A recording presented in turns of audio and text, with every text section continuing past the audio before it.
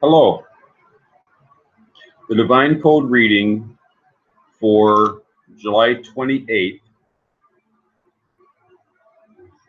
pages 101 and 102.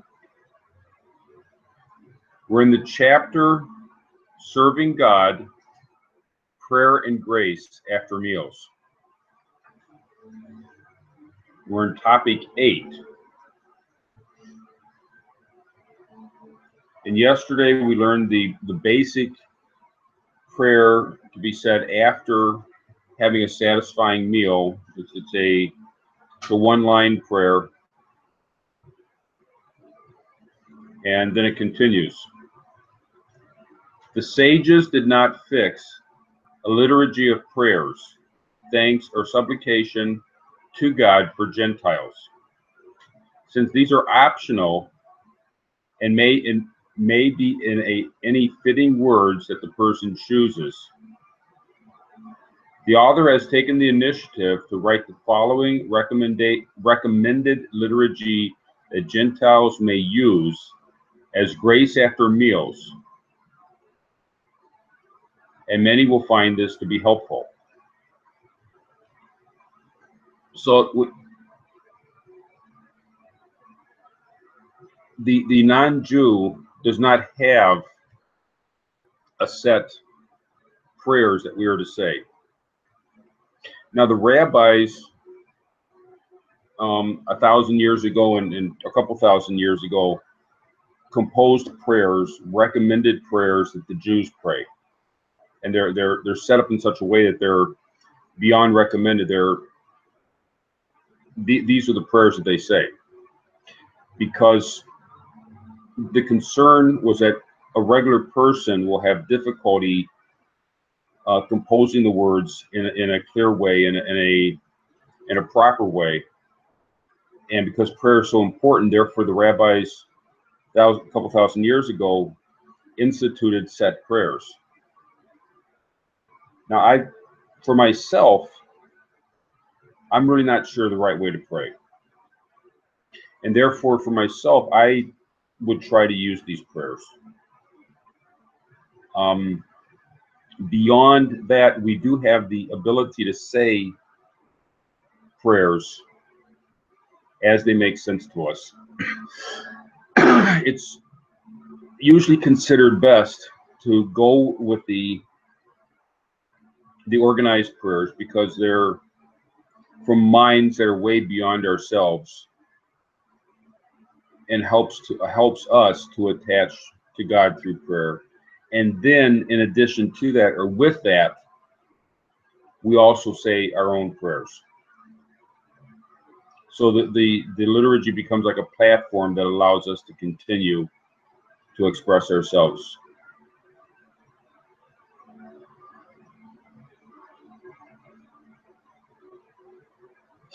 Therefore, this is a recommended prayer that we can say after having a satisfying amount of food. That's it's called satiated. It's more than just a tiny snack. It would be more of what we'd consider a meal. So the prayer goes like this. We offer thanks to you, King of the universe, who provides subsistence for the entire world with grace, with kindness, and with mercy. He gives food to all flesh, for his kindness is everlasting.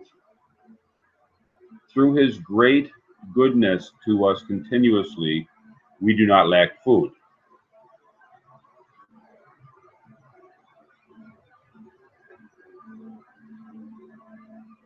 And may we never lack food for the sake of his great name. For he provides nourishment and substance for all, does good to all, and prepares food for all his creatures whom he has created. As it is said, you open your hand and satisfy the desire of every living thing. Blessed is the God of the universe, from whose bounty we have eaten.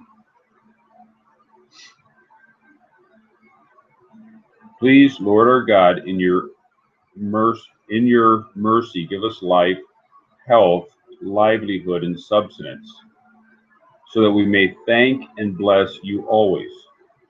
Please do not make us dependent upon the gifts of mortal man, nor upon their loans, but only upon your full, open, and generous hand, that we may never be shamed or disgraced. Give thanks to the Lord, for he is good, and his kindness is everlasting.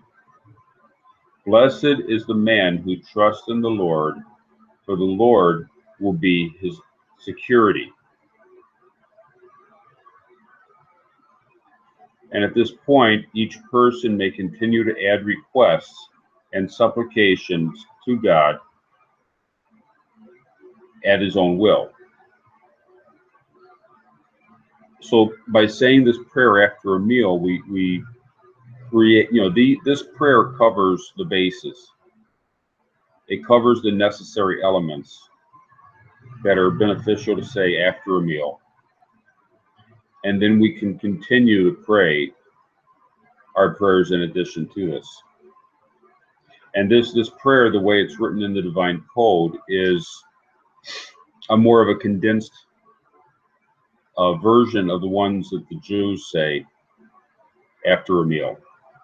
And it takes out a number of the more Jewish specific elements of the prayer that the Jews say.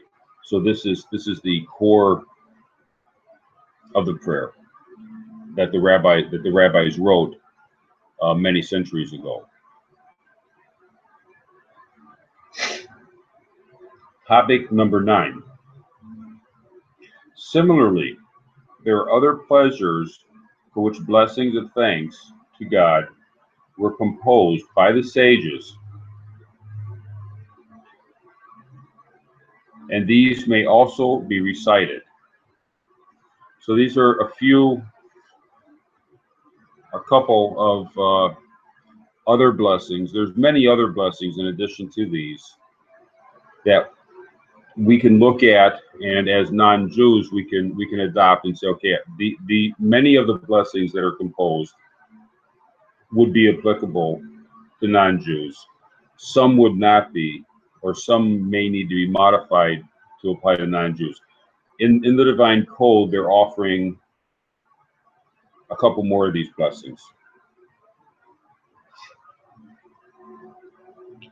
When smelling sweet spices, such as cinnamon or cloves, the blessing that may be said is, and this is the text of the blessing: Blessed are you, Lord our God, King of the universe, who creates various kinds of spices.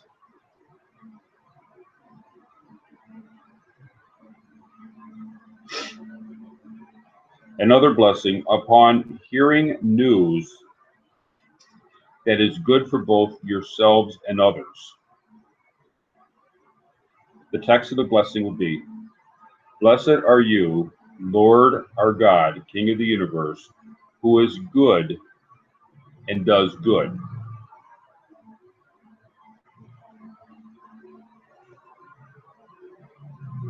And that's the text of the two blessings that are included in the Divine Code. Topic number 10. If a miracle occurs for a Gentile and he returns to that place after an interval of a month or more, he may recite. And the text of the blessing is, Blessed are you, Lord our God, King of the universe, who performed a miracle for me in this place.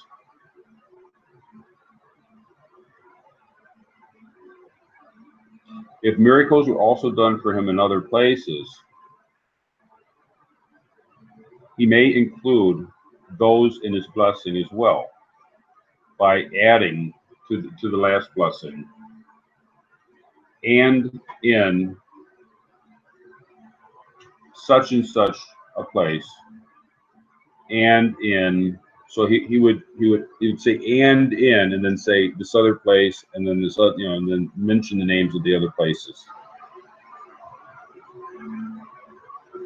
I know a person who was in almost a traffic accident, and this person is convinced that it was a miracle that the accident did not cause what it could have caused, that it came out okay, and therefore he recites this blessing when he gets to that corner to remember. It had such an impact on him that he remembers, and he blesses. He makes the blessing when he goes to that when he is at that location.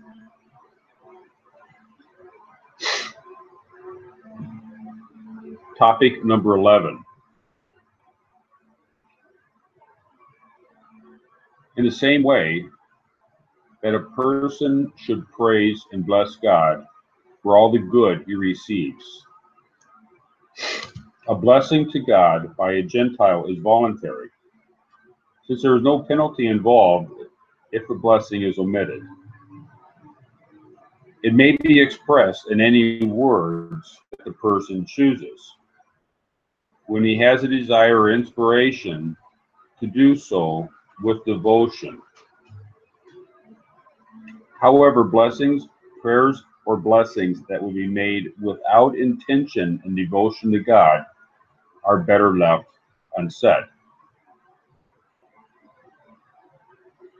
So when a person says a blessing, it has to be him actually saying it. It's not he's just reciting something that, like it becomes a habit. It's possible for these things to become a habit.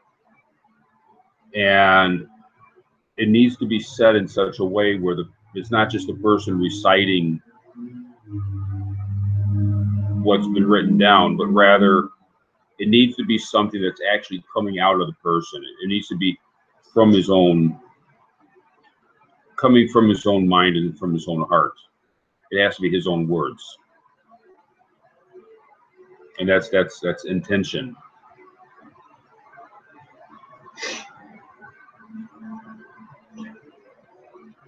A person should praise and bless God for all the good he receives and recognize that these things are from him. Likewise, it is an obligation to recognize that also the hurtful and painful things one experiences are also directed by God. Even though a person can't fully understand why these difficulties are brought about, he should know and acknowledge that the ways of God are beyond the understanding of mankind. Everything that God does with a person is in truth an opportunity for the good of the person, as it says in Psalms 155, verse 17. God is righteous in all of his ways.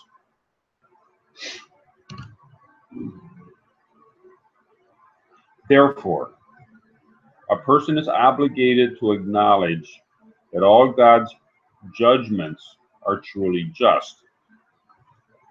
Therefore, one should not take revenge or keep a grudge against the person who harmed him. It is proper for one to say, when his feelings have been aroused negatively regarding others, Master of the universe, I thereby forgive anyone.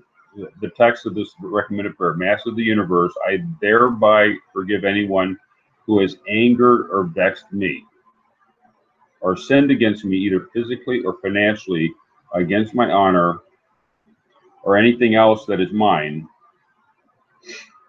whether accidentally or intentionally, by speech or by deed. And that prayer is taken from Tehillat Hashem, the Jewish prayer book, prayer before retiring at night. So yeah, there's many of the Jewish prayers that can be used by a non-Jew, and this would be another one.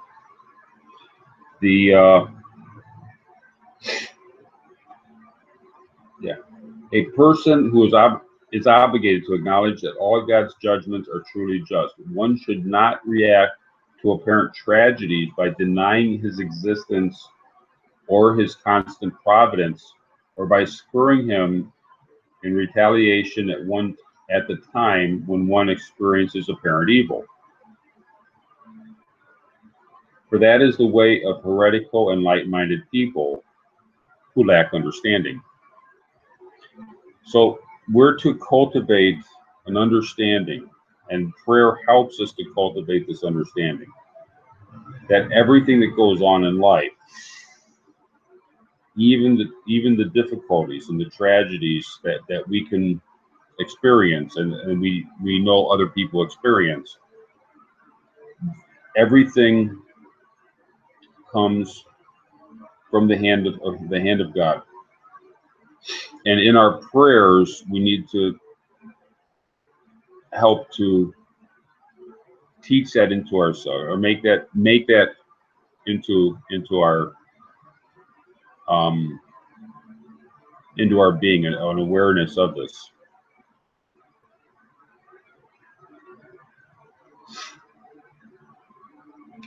Thank you.